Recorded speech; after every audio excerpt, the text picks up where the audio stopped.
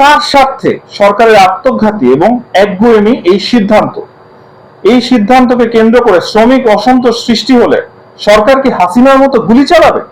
প্রিয় উপস্থিতি, গত 17 মে রাজধানীর লেকশোর হোটেলে আয়োজিত দলের প্রতিষ্ঠা বার্ষিকীর অনুষ্ঠানে আমাদের মাননীয় চেয়ারম্যান ববি হাজ্জাজ সভাপতির বক্তব্যে স্পষ্ট করে বাংলাদেশের বাণিজ্যের প্রাণকেন্দ্র চট্টগ্রাম বন্দর ব্যবস্থাপনাকে বিদেশি সংস্থার কাছে তুলে দেবার সরকারি পায়তারার প্রতিবাদ করেছেন। আজকের সংবাদ সম্মেলন থেকে এই বিষয়ে আমাদের বিস্তারিত বিশ্লেষণ তুলে ধরব এবং জাতীয় রাজস্ব বোর্ড বিলুপ্ত করে রাজস্ব নীতি এবং রাজস্ব ব্যবস্থাপনা নামক দুটি বিভাগ সৃষ্টি করা নিয়ে কথা বলবো।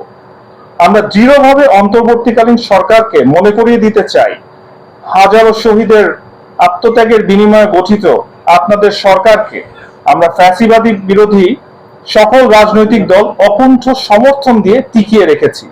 বিদেশি শক্তির তাবেদারি করলে বা কোনো এনজিওর এজেন্ডা বাস্তবায়নের কাজ করলে আপনাদের জন্য রাজপথের তরঙ্গ সুখকর হবে না। প্রিয় উপস্থিতি, চট্টগ্রাম সিটি কর্পোরেশনে সাবেক বিনা ভোটের মেয়র আজম নাসির উদ্দিন, চট্টগ্রাম 11 আসনের সাবেক আওয়ামী লীগ ফ্যাসিস্ট সাংসদ এম এ লতিফ এবং নোয়াখালী 4 আসনের আরেক আওয়ামী বিনা ভোটের সাবেক এমপি একরামুল হক সিন্ডিকেটের প্রতিষ্ঠান সাইফ পাওয়ারটেক ছিল চট্টগ্রাম বন্দরের সুপার পাওয়ার, যা এখনো বহাল আছে। শুরুতে এই প্রতিষ্ঠানটি ছিল কন্টেইনার হ্যান্ডলিং এর যন্ত্রপাতি মেরামতকারী প্রতিষ্ঠান হিসেবে, যারা পরবর্তীতে বাগিয়ে নিয়েছিল সিসিটি এবং এনসিটি টার্মিনাল পরিচালনার কাজ। প্রতিষ্ঠানটি Dhaka inland container depot ICD, Pangaon container terminal PCT, Chittagong বন্দরের ওভারফ্লো কন্টেইনার ইয়ার্ড এবং চট্টগ্রাম বন্দরের যন্ত্রপাতি রক্ষণাবেক্ষণ এবং সরবরাহের একচেটিয়া কাজ পায়।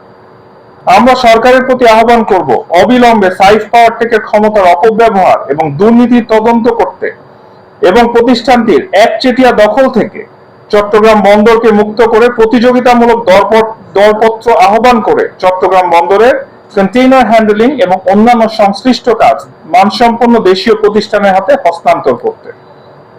প্রিয় উপস্থিতি, যেই পদ্ধতিতে চট্টগ্রাম বন্দরের নিজস্ব অর্থায়নের তৈরিকৃত পতেঙ্গা কন্টেইনার টার্মিনাল দিয়ে দেওয়া হয়েছে, সেই একই পদ্ধতিতে এনসিটি টার্মিনালটিও বিদেশিদের হাতে তুলে দেবার গভীর ষড়যন্ত্র চলছে।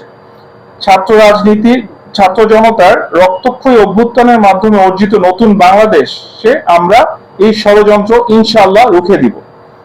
এই টার্মিনালের পাশেই বাংলাদেশের নৌবাহিনীর সামরিক ঘাঁটি থাকায় এ ধরনের উদ্যোগ রাষ্ট্রীয় নিরাপত্তার জন্য হুমকি হয়ে দাঁড়াবে।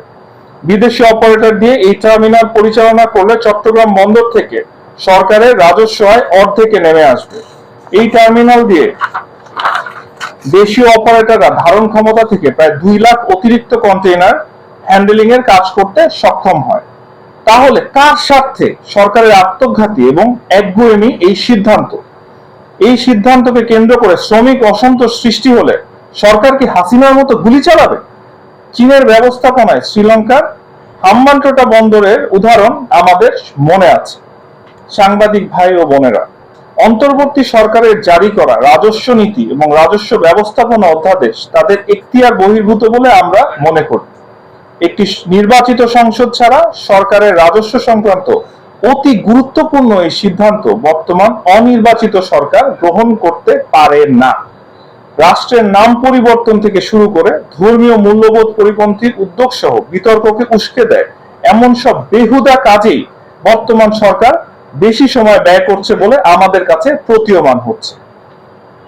মধ্যরাতে সরকার এই সিদ্ধান্ত নিয়েছে মূলত বিশ্ব ব্যাংককে খুশি করার জন্য। এনবিআর সংস্কারে সরকার দেশের যোগ্য ব্যক্তিদের অন্তর্ভুক্ত করে পরামর্শক কমিটি গঠন করলেও তাদের প্রতিবেদন এখন পর্যন্ত প্রকাশ করা হয় নাই। এনবিআর রাজস্ব আহরণ লক্ষ্যমাত্রা অর্জনে ব্যর্থ হলে সরকার যে ব্যাখ্যা দিয়েছে তার দায়ভার পুরোপুরি প্রতিষ্ঠানটির নয়। বিগত দিনগুলোতে সরকারের উচ্চাভিলাষী রাজস্ব লক্ষ্যমাত্রা, এনবিআর এর সক্ষমতা এবং লোকবল বৃদ্ধি না করে ট্যাক্স জিডিপি অনুপাত বাড়াতে না পারা, কর ফাঁকি দেবার সংস্কৃতি এবং রাজনৈতিক ছত্রছায়ায় দুর্নীতি ইত্যাদি বিষয় এর সাথে জড়িত। পরিশেষে বলতে চাই, বর্তমান অন্তর্বর্তী সরকার ইচ্ছাকৃতভাবে জাতীয় নির্বাচনের সময়কে প্রলম্বিত করে দেশের মানুষদের মধ্যে উত্তেজনা সৃষ্টি করে এমন সব পদক্ষেপ নিচ্ছে। আমরা এই সরকারকে শেষ পর্যন্ত সহযোগিতা করতে চাই। তবে সরকার যদি বিদেশিদের সন্তুষ্ট করার এজেন্ডা বাস্তবায়নে কাজ করে, তাহলে বাংলাদেশকে আরেকটি গণ আন্দোলনের সাক্ষী হতে হবে। জাতীয়তাবাদী গণতান্ত্রিক আন্দোলন এনডিএম প্রস্তাব করছে অর্থ মন্ত্রণালয়ের অধীনে প্রথিতযশা অর্থনীতিবিদ এবং পরিকল্পনাবিদের সমন্বয়ে রাজস্ব নীতি প্রণয়ন সেল গঠন করতে হবে। আর্থিক খাত সংক্রান্ত সকলের সাথে নীতিগত আলোচনা এবং নিয়মিত গণশুনানি আয়োজনের মাধ্যমে এই সেল রাজস্ব নীতিমালা প্রণয়নে সুপারিশমালা তৈরি করবে এবং জনগণের মতামতের জন্য ওয়েবসাইটে আপলোড করবে। রাজস্ব আদায়ের মূল দায়িত্ব এবং এখতিয়ার এনবিআর এর অধীনেই ন্যস্ত থাকবে এবং সংশ্লিষ্ট কর্মকর্তা কর্মচারীদের সাথে আলোচনা সাপেক্ষে আহরণ সংক্রান্ত কৌশল প্রণয়ন করতে হবে। একটি স্বাধীন সাংবিধানিক সংস্থা বা সংবিধানে বর্ণিত ৭৭ অনুচ্ছেদ অনুযায়ী ন্যায়পাল নিয়োগের মাধ্যমে এনবিআর আর রাজস্ব আহরণ কার্যক্রমের সাফল্য ব্যর্থতা মূল্যায়ন করতে হবে। এনবিআর এর শুল্ক গোয়েন্দা বিভাগকে আরো কার্যকর এবং বিস্তৃত করার উদ্দেশ্যে পর্যাপ্ত জনবল নিয়োগ, কারিগরি সক্ষমতা এবং অবকাঠামোগত সুবিধা বৃদ্ধি করতে হবে। একটি নির্বাচিত সরকারের মাধ্যমে এই সিদ্ধান্তসমূহ বাস্তবায়িত হবে বলেই আমরা মনে করি। সকলকে ধন্যবাদ জানিয়ে শেষ করছি।